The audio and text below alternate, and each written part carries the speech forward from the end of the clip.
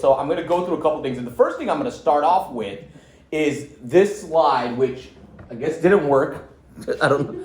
It is. Okay, it's just real slow. And that's so bad, like graphic-wise on this, so I'm sorry about that. But this slide was shown on like my intro video back in September, okay? And I'm only putting this up so I can just talk through like some of my background stuff, but I just have pictures up there just for the sake of it.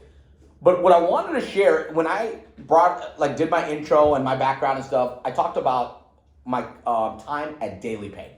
So for those of you who don't know, Daily Pay is just in the US, and even the industry itself, I don't think it's big in Europe yet or in UK, but the industry, and the reason I'm going to talk about it is going to tie into a lot of these things. I worked at Daily Pay where we offer on-demand pay as a option. Like people can get their pay before payday. So right now we all get paid, every 2 weeks or twice a month, something like that? Semi-monthly?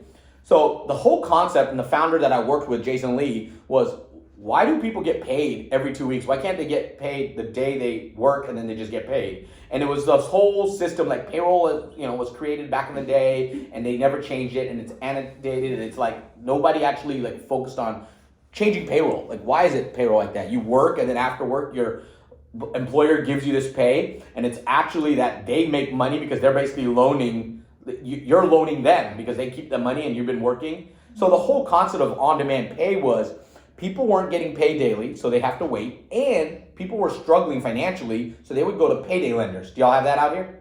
Yeah. Payday lenders, right? You go to a payday lender and then you tell them like, hey, I need to borrow some money. They give you a loan, and then basically on payday they'll go pull that money out of your account. And typically it's ridiculous interest. And I'll be honest with you, I did it like during college and after college. Like you get into a cycle and it's really hard to get out of. And then not only payday lender, high interest credit cards or overdraft fees. In US, and I think this is all over, like old banks made over $1 billion in overdraft fees, right? It's ridiculous that they just charge. And typically it's a small population of people because it's targeted, and it's like, hey, in these areas that people aren't able to pay, so they make money off of $35 late fees just because they went over or whatever. So the whole concept was people need their pay.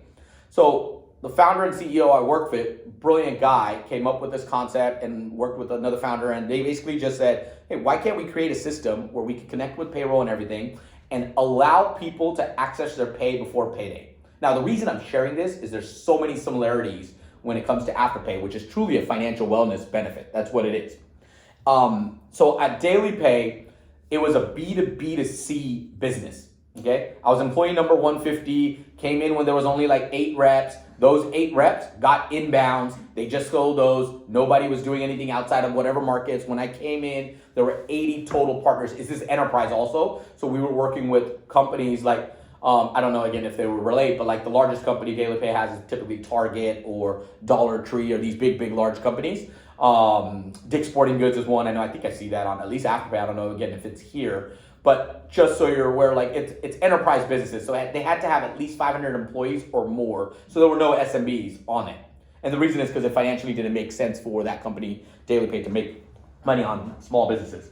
So now it's B2B2C, which means you would sell to an employer, and that employer would join your system. They would integrate, similar to platform integrations. We integrate with payroll systems because we have to understand what the payroll is. So we integrate with like ADP or UKG, Workday is a large partner, etc. So all the payroll systems.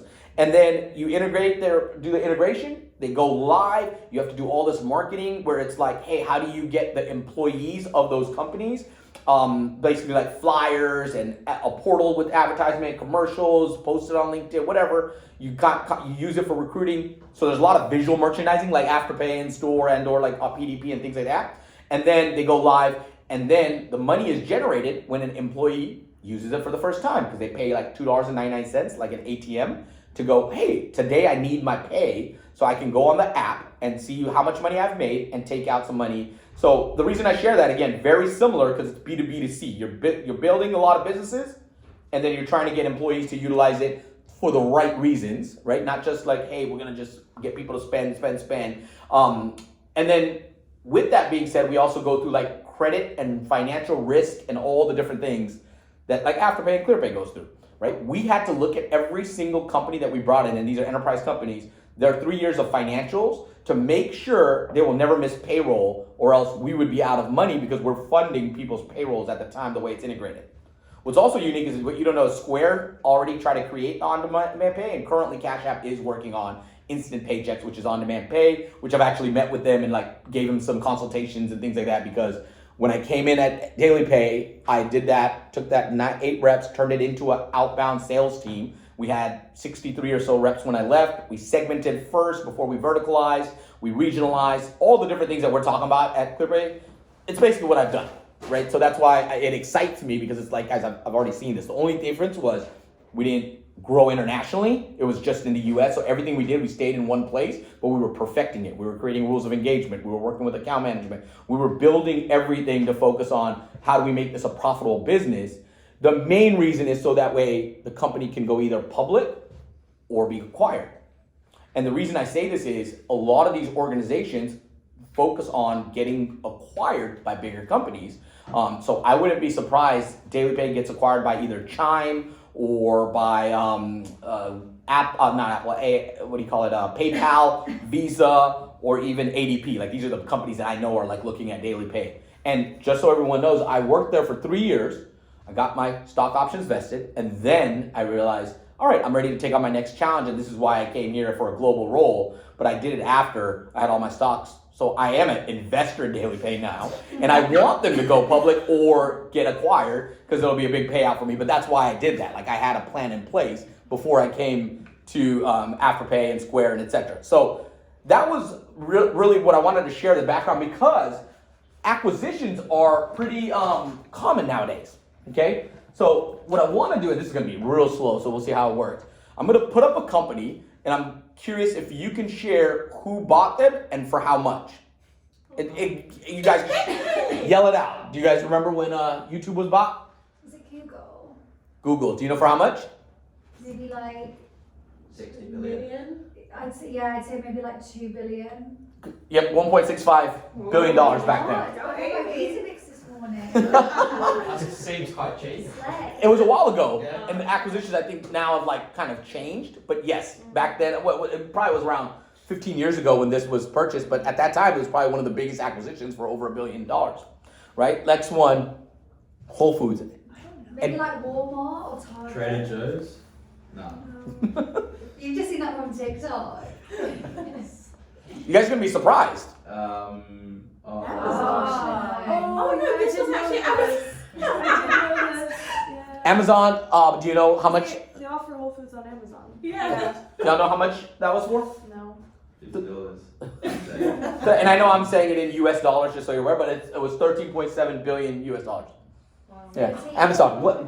Why would Jeff Bezos even want a grocery store, right? Just blows your mind when you're like thinking about some of these acquisitions. Some make sense. Some are like, oh yeah, I get it. Yep. Yeah, and I still have a Facebook. Do you recall how much this one? 20 billion. 22 billion. Oh my god. Mr. Zuckerberg. Anybody? LinkedIn? Is it Facebook again? Nah, it's not Google. Does it not say Instagram? LinkedIn powered by someone? No. What'd you say? Insta, Twitter? No. No. Oh.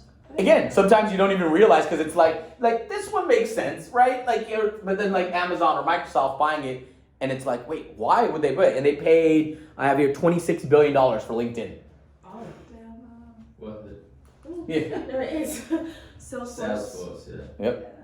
Again, sometimes it's like, oh, what is Salesforce? They probably have a lot of integration. This acquisition was recent. Yeah. Yeah. And not only that, you probably haven't seen too much of like what they're gonna do with it, other than right now, it's just they own it and they're probably gonna integrate in the system. And that was for, does anybody know how much? Some billion, I don't know. Some billion. 27 billion. 27. Wow. That's nice. Apple. Yep. You remember how much? This one was a while ago too, so think of it'll be cheaper. It's like What? 10 billion? 15. 3 billion. This is again, like I think a while ago they were a little bit cheaper, and now the prices have just gone ridiculous, right? And again, different companies buy for different reasons. And I'm gonna put this one up here, which you guys know, right? Imagine getting that wrong. Do y'all know how much? We have 39 Australian. Correct. 29 US, $29 billion. It's actually more than all of those, right? Oh yeah. Again, the reason I bring that up is, guys, it's a $29 billion investment. We're going to put in the work and effort to make sure it's taken care of. But do you guys know why? Why that much? No, why did Block and Square, and the reason I use Block and Square, because that just recently happened too, right? Block, Square, but whatever. But like, why did they buy Afterpay?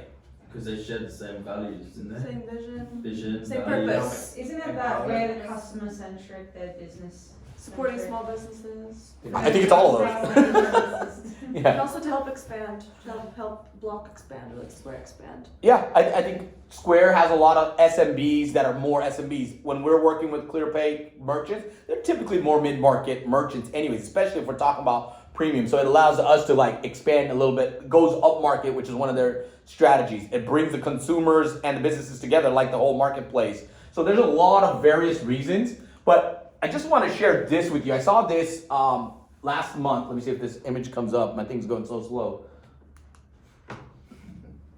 I saw this image, and I wanted to share this with you because one of the things is, anybody know what Block's stock price is right now? $70. 79, you said? Might be. I saw it between 70 and 80, so somewhere around there. Do you guys know what the stock prices for these companies are? 20, 30? No. No? Lots? Wait, hundreds. Yeah. Maybe somebody's like low right now, like Google, who split it and they're like a 90. But I'm pretty sure if we pull up and I'll, like, if you guys look at your thing, would somebody say something? Like 170? Yeah, it's like they're like good. The reason I say this is, like, that's what Block wants to get to, right? We all want that to happen, right? We're all investors in the company. We want to get to where we're functioning and stock prices are like Apple, Microsoft, Amazon, Google, right? These are the big four companies that a lot of people aspire to be like. When I was at DailyPay, literally my CEO always said, guys, we have to become a multi-product company. We need to grow. We need to do a lot of things, drive revenue, and we need to be like Square. That's literally what he said all the time. So when I took the opportunity in Square, he was like, what the hell? Like, you know? So my point here is, if you look at these companies that I just showed you did some acquisitions, right? Google with YouTube, and some of them have even more, right? Not just YouTube, but they buy all kinds of other stuff, or Microsoft, like they have all these different Xbox and LinkedIn and all these other companies. The point here is, these are all different revenue streams that these organizations have. They want to make sure they are diversifying their portfolio in order to have revenue from all kinds of other functions of those companies. It's not just about Microsoft Computer. Matter of fact, we don't even use that. We don't even use Windows. But Microsoft makes money on Xbox gaming and from LinkedIn and from all kinds of other sources. Same thing, Apple, right? It's not just the Apple iPhone. It's obviously the MacBook, but they have tons of other things. And Beats by Dre was a whole new revenue stream for them. Amazon, we just said, like, I mean, the whole Whole Foods, it's like weird, but they have a revenue stream from that. And they do a lot of different things. I saw Amazon stores, bookstores, some of them go away, some of them come back. They're trying different things. But the idea is revenue streams. And what we are is another revenue stream for Block. So as much as all those values and everything matters, we all know there's shareholders, there's stock prices. It's all about revenue. And if we can't generate revenue, then we're not helping them become an organization like this. Does that make sense? Mm-hmm. I think we heard Nick say about like the different markets and obviously even things that are happening in UK, but across the regions, right, there's a lot of different acquisitions as well as like players that might come into the space, leave out of the space. There's a lot of like growth within BNPL. I believe, like, you know, if you look at 5-7 years ago, which is also when like DailyPay was created, Afterpay was created. I think the timelines are almost identical.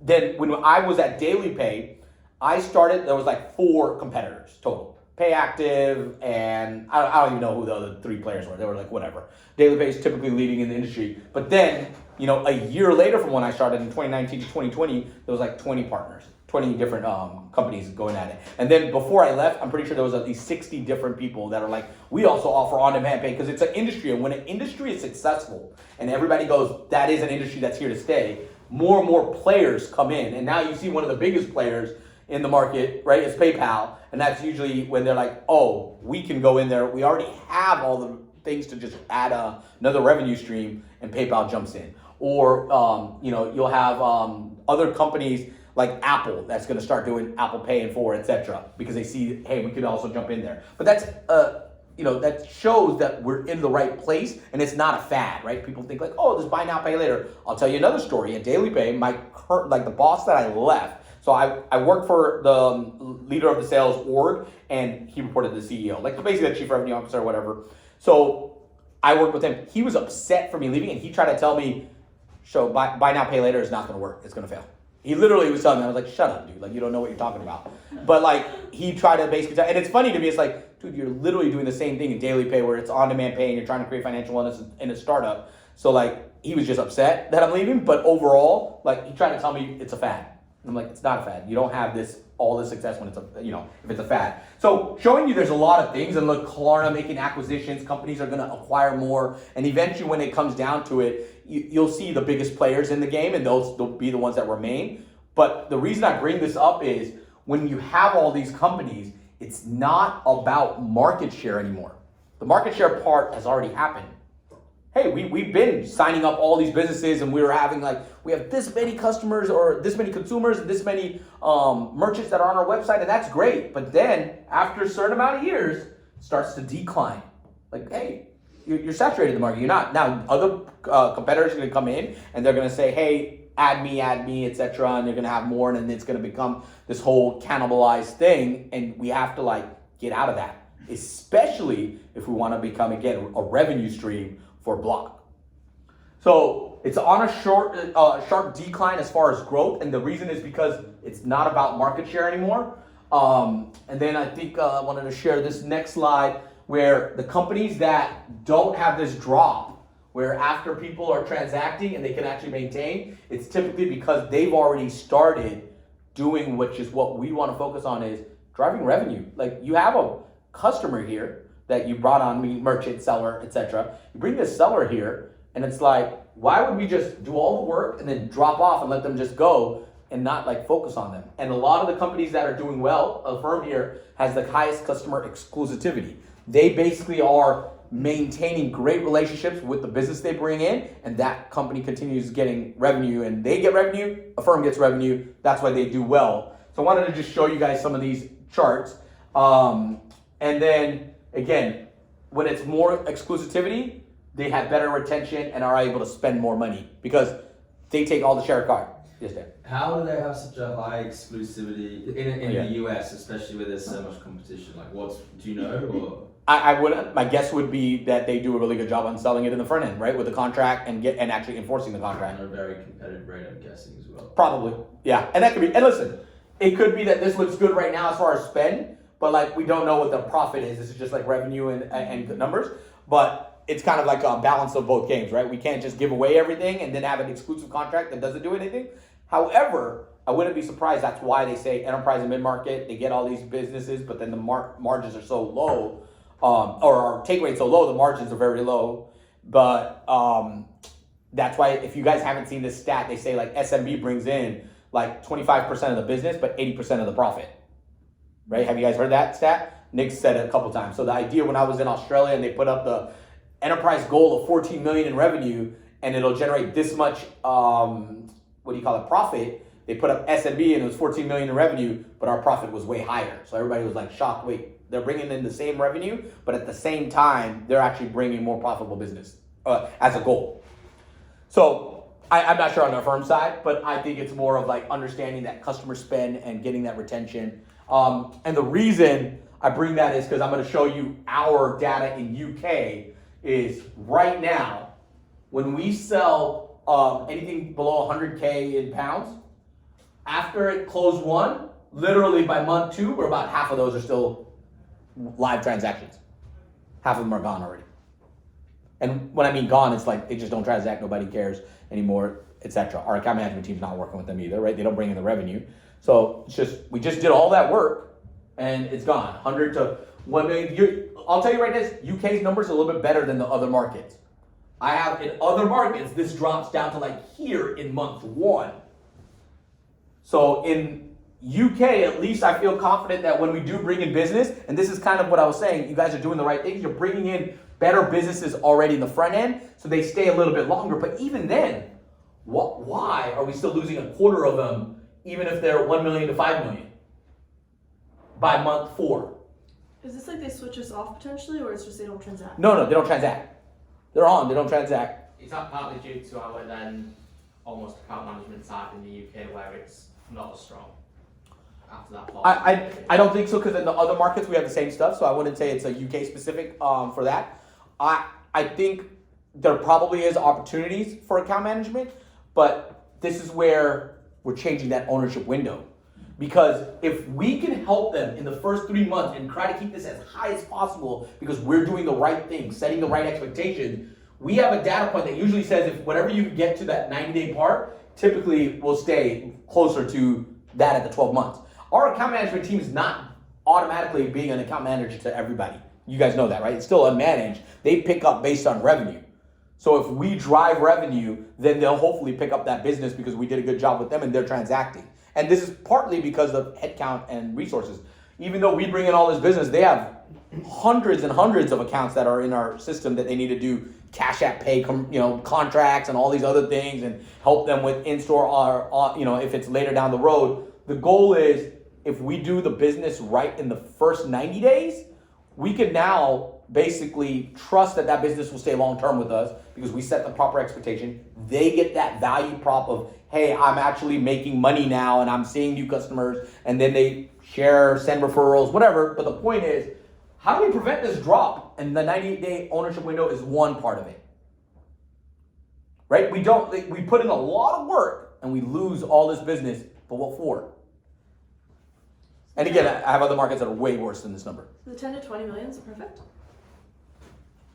Like the orange line? It looks like it. Very few. I didn't realize that. This data, so let me rephrase. This data was for specifically August 2021 to September 2022, like a 1 year period. And maybe whoever was in there, hey, they did stay in that. We So, should just all focus on 10 to 20 then. well, good point. Let me show you guys a little bit more data on the UK specific. So this is the same segmentation, same data. September to August, not August, September, my bad. Same data. So these are the merchants that were on the thing that lost.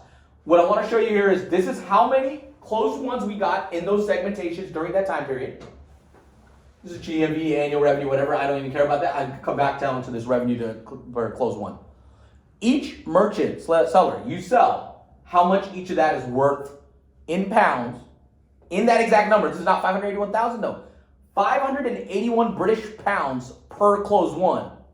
And we did that 4,000 times. And not only we did it 4,000 times, like that we see that they stopped transacting, so then there's no lifetime value.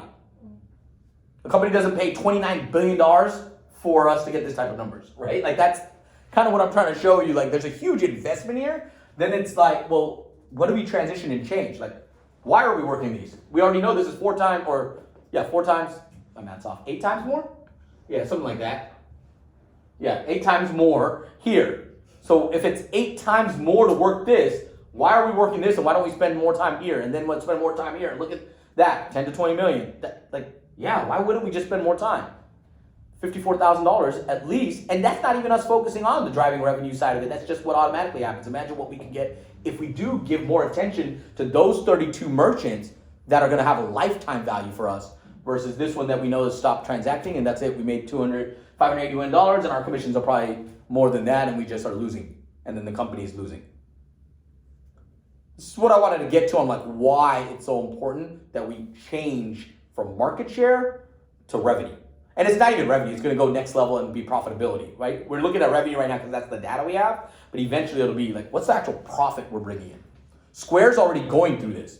Square just changed to NPA, new profit added. They had a whole change in not only their comp, their targets, their metric. They just got their quotas last week for 2023 quarter 1. They had a quarter 1 guarantee last quarter. They have a new comp plan. They have no clue how much money they're gonna make. They're going through a massive transition and change. And it's intentional because the company block is like, we need to look at profitability now, not just market share. And Square's been going through the market share thing too. They do a good job, they have all these products, but it was all about market share. How many SMBs can we sign up? Well, now it's like, well, how are we gonna go up market? How are we gonna create omni-channel? Afterpay was one of the reasons they bought it because that helps omni-channel too. It actually helps all three of their strategic priorities, right? It helps them go up market. It helps them become omni-channel, so we have more online presence than in-store presence. And it helps them with international because we're in all the different markets, especially Australia, whose brand at Afterpay is ridiculous, like Nick said. I was there and it's like literally everywhere. I just tap it, it's just wherever in store. So that helps us with international too, because now, I don't know if you guys know this, but Square's Australia team is like the highest team internationally when it comes to actual just Square performance. And a lot of it could be correlated to them working with, at a brand with Afterpay, being associated with it, etc. So, any questions on these numbers? But that's what I want you guys to see. Like in that data, we can see like, why are we working these? And I think you'll see less and less of this. Like we're working on taking this completely off of sales, maybe even this. Again, UK numbers are better than other places. There's other markets this is not as high. So this makes me happy that here we don't have to lose this, but in other markets, it's like, why are we even working anything below 1 million? Because we need to generate revenue. Now, so that's a lot of change that happens with it. One is obviously, let's take all the under 100K and let's create an entire self-service process so that way those individuals should not be touched by you guys. There's no reason to. It's not worth it. It's not even part of your revenue targets, things like that. The idea is, why don't they come in? Because there's still a philosophical view that I have these merchants. I think, what do we see? Like it was 5,000 or how many did we, 4,000 closed ones. In the US, it was 10,000 here, right? In Australia, it was like 13,000 right here. So my point is like, that's, close to 20,000 or no, 25,000 merchants that we're saying, let's stop working. Well, if you look at this revenue, there's a theory like, well, if I stop working these, well, I'm going to lose $2 million in revenue that we were going to have out of the $16 million, 1/8 of the revenue. In the US, I think it was 1/5, or in Australia, it was like 1/4, almost 25% of the revenue. Well, there's also a theory that if these aren't here, because they're not bringing new consumers to us, and we just eliminate them, then the consumer will still spend, they'll just buy from these merchants. So it's really, you wouldn't lose it. So there are a group of people that like, we can't lose this $2 million revenue, we need to have it, even if it's like this low. And then there's a theory of people that are like, we don't even need that because that 16 million won't change, they'll just buy it here. So what we're gonna do is take these and go, let's let them go automated, and if they have an issue and get stuck, let's have a customer success person fix that with them, or send some auto email. It should not be in our valuable salespeople's hands, because you guys are working on sales, not order taking. Courtney, you know this, right? Like Australia is literally an order taking business versus actual sales. Similar to when I went to Daily Pay, I told those guys, I was like, you guys are just order takers. Like a lead comes in, you fill it out, you send them an email, you qualify it, you don't even talk to them about like what the benefit is, and then you just sign the contract, you just work on the integration. I was like, it's not sales. Like that's literally order taking, right? Like your Domino's pizza and you just receive the order and then it's a tracker. So the idea is like, let's go and push that to order taking type of business, not our valuable salespeople that are hired to come in here and help and generate business for us. If you want to see, I think that's Craig at the door that wants to come in, which is perfectly fine. Did you tell him Yeah. Join us, Craig. So that's one step. We're working on, hey, how can we take those numbers of those individuals and go give it to someone else to work? But the second part, and this is, I'm glad Craig's joining us for this because he's going to hear this, is how do we as sales rep then elevate our game to actually not be order takers and actually sell to businesses? And this is where, like a firm, my theory is they just have a better sales team right now and a better go-to-market model, is how do we become like actual sellers that can basically win business, exclusive business, show people, no, you don't need all those, you should just be with me, I'm a consultant that can show you how to actually help your business. So it first starts with outreach with tools. You guys are already seeing this, right? Sales law. We're gonna move from high spot to seismic. We're gonna focus on just becoming better outbound prospectors. We can't rely on inbound leads.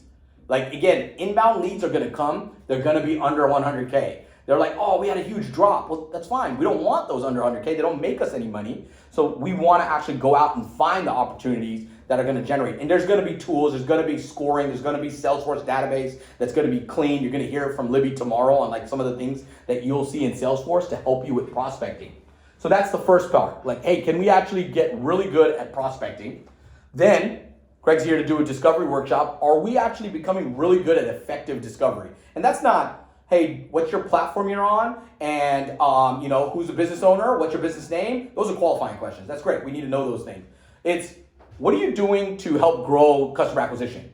What are your 2023 business strategic initiatives, and how are you trying to get to that? It's understanding truly, and this is why some of those small businesses that are just signing up on Instagram and creating a profile and go, hey, I need buy now, pay later, because if not, I'm not a trusted business, and they want to make sure. Like, it's not about that. It's about, hey, when you as salespersons are talking to actual premium businesses and working with their CMOs and CTOs and payments and whoever on the chief team, the executive board, it's like understanding what they're trying to do and then linking it to all the benefits we have. And that's when you get to value selling, right? Hey, so you're looking for more customers, you're spending this much money, and you are trying to grow and hit this by this year. Oh, awesome. Did you know that we actually can add this many consumers to you because we have this type of network? Or, hey, our average value order is actually this, so it'll help towards your revenue. Whatever all the metrics we have tons of them in every region's different, right? And it's not just new customer acquisition, average order. I've heard a lot of different people say, especially in Australia the other day, like there's a lot of other downstream impacts. And people don't link that usually. And I'll give you one example. They did say in ANZ was because it's such a big brand there, businesses had to have Afterpay on their website to feel like they were a trusted business, similar to like Yelp and Trustpilot. And it was kind of like if you don't have Afterpay on it, you're not really, people don't trust you as much. So almost like that was a downstream impact on creating some value. Where I heard like there's a lot of health doctors and dentists that are on Afterpay in Australia, and their businesses need like help with invoicing. So Afterpay was a downstream impact that they could do these setup for payments, and we're sending them the payments, and we actually have improved their invoicing and accounts receivable.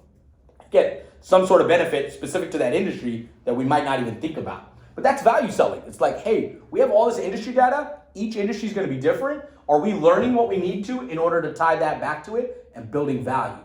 And when you build value, what happens is now they're not going to ask for a discount. And even if they do, you're going to say no, because guess what? I'm building you all this value. I can do an ROI calculator to show you where you're going to win by working with us.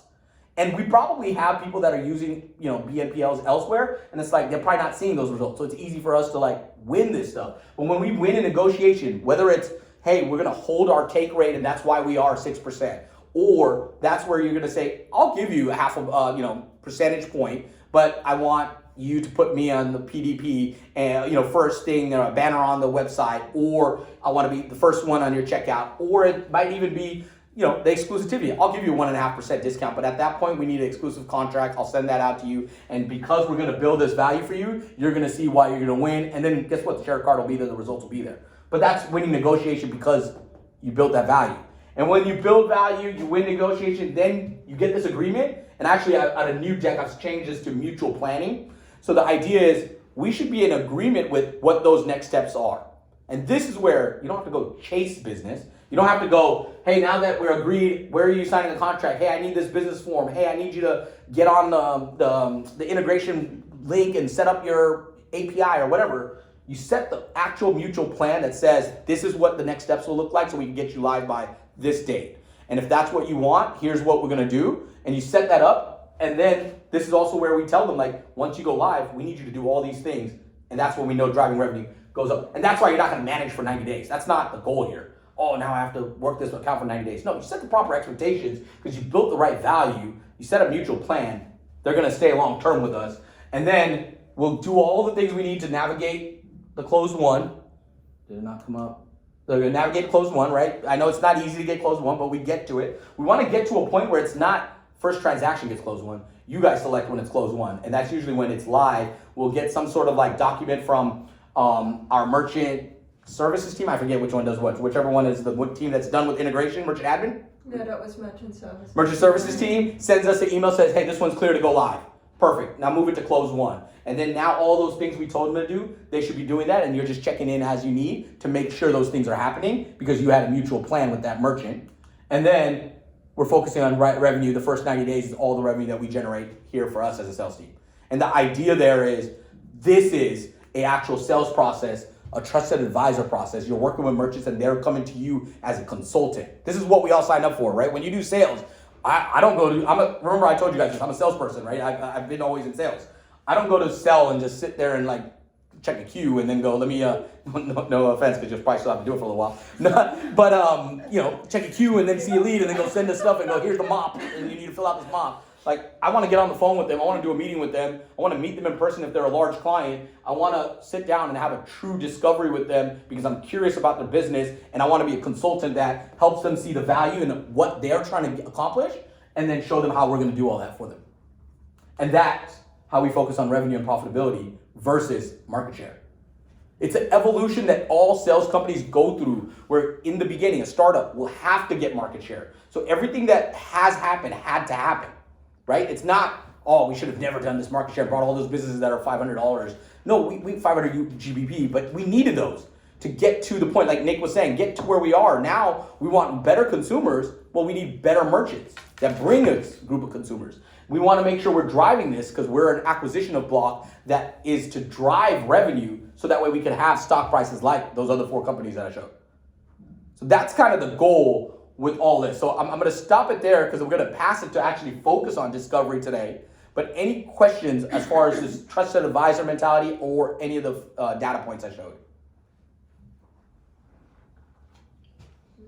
Sure? Does it make sense? And again, we'll do more stuff, right? Tomorrow we're going to also do driving revenue workshop so we can start thinking like that. And then on Thursday, we'll close it out. Talk about the targets, talk about how all this ties into actual Q1 targets that's a test so that way we can go, hey, are we moving all in the right direction? Because even though it's like, hey, we all know the things that we need to do, it doesn't just happen overnight because it's a large organization, there's a lot of resources, and we have to just do it the right way as well. I think sorry, you go for that. I was just saying, it's interesting to see some examples from like last year, let's say like the top 5 premium SMBs and their revenue and profitability to see like how they compare and then just understand more. I think we can show the revenue. I don't think we have that data all the way to the profitability part yet, but we can see like, what were the top 5 revenue merchants, and then whoever sold it, we could be like, what did you do? How did we follow the process? The other bad thing is we would love to even go in Salesforce with how many interactions or how many meetings did you need to get that? We just don't have good data. So we can't see the profitability of even like 2 years ago? Or? I don't think finance has that type of reporting for us to have access right now. We could estimate if we wanted to with FNS, but we can see revenue. I can't see the profit numbers yet. They're working on stuff for the new year, but I don't know if they'll go, all right, we could pull it back to last year's stuff too. We'll see, maybe. Just as well, it would be good to understand kind of what your idea of like when we now manage the 90 days from launch, like what does that look like for success? So good point. I think it's going to be varying by merchant, right? Like every seller is going to be different. 2, we're working on a driving revenue playbook, so you'll have all these different things that you can do. 3, you guys are going to talk about it tomorrow and brainstorm some ideas and what you tell me what it should look like, right? You're the ones that are dealing with customers. We're obviously learning stuff from Liam's team. But overall, I think it really is, if you do this right, which is mutual plan, even if you have, I did a lot of enterprise sales, guys, so we had to actually do a mutual plan, and I shared my daily pay thing, right? So when we told that merchant, or employer, hey, when you sign up with us, then what we need is we need to set up a meeting with all your HR folks so they understand this benefit. And then we also need to get in your packets, and we have all these like flyers. We'll send you posters. You need to put them up in the break room. A company, we can tell them that, and then they don't do it. We're screwed, right? Like then it doesn't help us drive revenue. So it comes back to that mutual plan and really getting them to go, this is what needs to be done. And then checking on to make sure it's done. Setting up a cadence and going week 1, like, hey, you've been live now for a week. How's it? Did you post the social media that I told you needed to? So you can let all your fans know you now offer a BNPL. And then, like one of the Australia guys said, they are going to start a 45-day, or I think it was a 30-day. Instead of 90 days, 30-day, they're going to do a QBR kind of thing, like a business review. And a business review meeting that's set, telling that merchants, decision makers, hey, we're going to all join and we're going to look at your data and see what have you accomplished in the first 30 days to see if you're trending the right direction. And if they're not, they're going to interject then and go, now you need to do all these things. So little things like that, but it shouldn't be like a daily call. If anything, an email check-in weekly through a cadence or a meeting like once a month, things like that. But really, if you do it right and the revenue's driving and you start seeing it, done. Focus on the next sale. Like that one's good, but you don't have to worry about it for 90 days now. Yeah. And this is typical in sales because we all had a chargeback and clawback period. So it's the same concept. The first 90 days, you have a clawback period. And instead of clawback, we're thinking about low revenue. So you don't want them to cancel and or have low revenue in the first 90 days. Yeah. Cool. All right. I'm going to pass it to Craig. And again, just so you guys are aware, this is part of everything we're doing, which is focusing on like the discovery